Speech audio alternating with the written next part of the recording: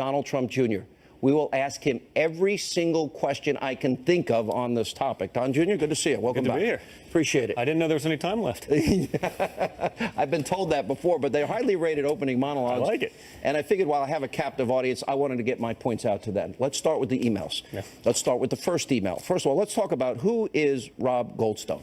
Rob Goldstone is a talent manager for Emin Argalov, who's a Azerbaijani Russian singer, performed at Miss Universe and later performed at the WGC Championship golf course tournament that we held at Doral. All right, so do you know?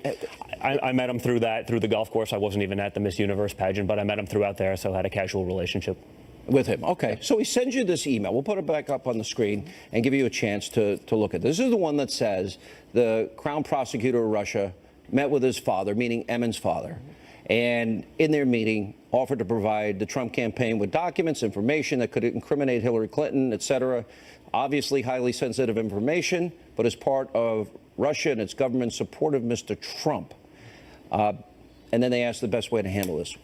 This email comes in. What are you thinking? Honestly, my takeaway when all of this was going on is that someone has information on our opponent. You know, things are going a million miles an hour. You know what it's like to be on a campaign. We just won Indiana, but we're talking about a contested convention. Things are going a million miles an hour again. And, hey, wait a minute. I've heard about all these things, but maybe this is something. I should hear them out. Okay. When you read the parts about the Russian government or Russia supporting your father, did that put off any sirens in your head? Honestly, I don't know. I mean, I think this was, again, just basic information that was going to be possibly there. I didn't know these guys well enough to understand that if this talent manager from Miss Universe, you know, had this kind of thing. So I wanted to hear him out and play it out and see what happens. But, you know, people are trying to reach out to you all the time with this. All right. So you spent a lot of time talking about it, and you actually said at one point that, hey, if it turns out to say what you say it is. Of course. What did you think it might be? Listen, I'd been reading about scandals that people were probably underreporting for a long time. So maybe it was something that had to do with one of those things. I mean, this was her perhaps involvement with the Russian government. So, you know, again, I didn't know there was any credibility. I didn't know if there was anything behind it. I can't vouch for the information. You know, someone sent me an email. I can't help what someone sends me. You know, I read it. I responded accordingly. And if there was something interesting there, I think it's pretty common. What about the timeline of this? This is pre, for example, WikiLeaks and the DNC honestly, emails. This is pre, like, Russia fever. This is pre-Russia mania. You know, this is 13 months ago, before I think the rest of the world was talking about that, trying to build up this narrative about Russia. So I don't even think my sirens, you know, went up, or the antennas went up at this time because of it, because it wasn't the issue that it's been made out to be over the last, you know, 9 months, 10 months, since it really became a thing. So I think there is an element of context to that. At the time, it wasn't this big news story. All right.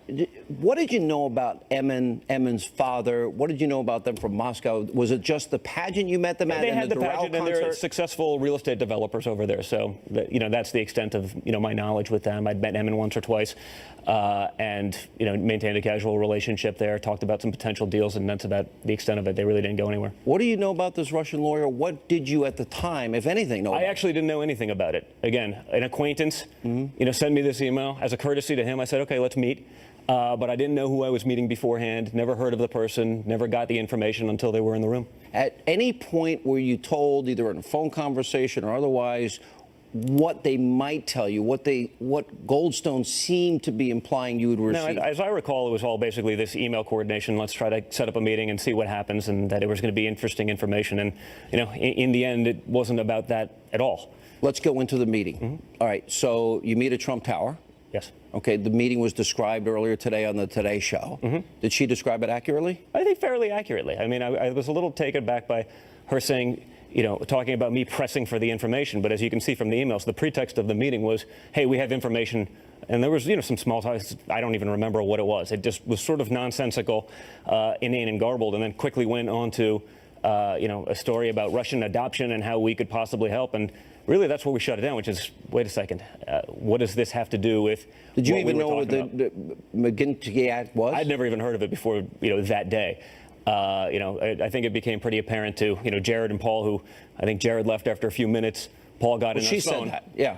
Yeah, this is you her remember account. Paul I do remember that. Yeah, we were all there. I was basically sitting there listening as a courtesy to my acquaintance who had set up the meeting. And, you know, in his own words, you can hear what he said, and you played it earlier.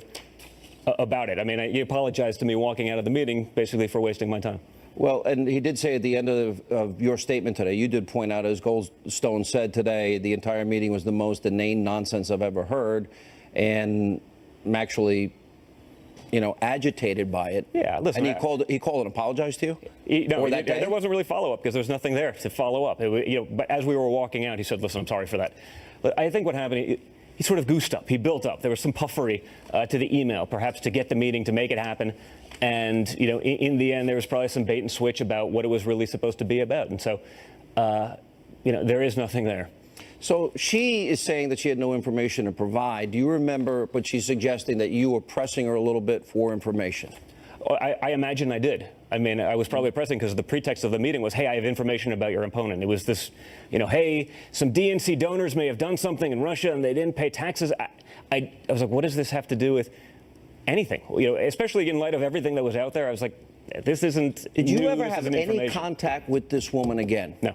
Did you ever have any contact with Goldstone again? Casual, hey, how's it going? Emin's going to be in town performing, something like that. But did you ever see Emin again? Except I don't believe so, no. I don't think I've seen Emin since this transpired.